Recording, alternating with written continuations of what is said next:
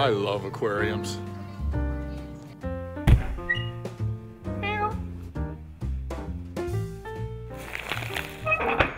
Tiny House Prepper. Hey everybody, I'm Bill with Tiny House Prepper. And you know, living tiny there's a lot of great things about it.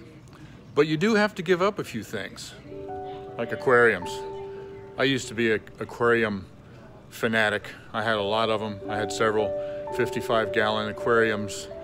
And we had one in our on our kitchen counter that separated our living room from our kitchen, and you could look like a Chinese restaurant.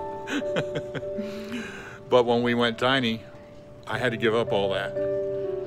And it's been a few years since I've had an aquarium, and I didn't really think about it that much, but here I am now in a lobby of a hotel, and they've got this aquarium behind me, and I've been sitting here just watching it, and I had forgotten how much I love them. They're so peaceful that you sit there and you just watch the fish, and you just get engrossed in their peacefulness, and you just feel the stress, you know, draining away.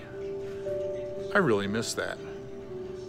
But there are so many great things about living tiny that sometimes you just have to make priorities and give a few things up. But I'm sorry to not have my aquariums anymore.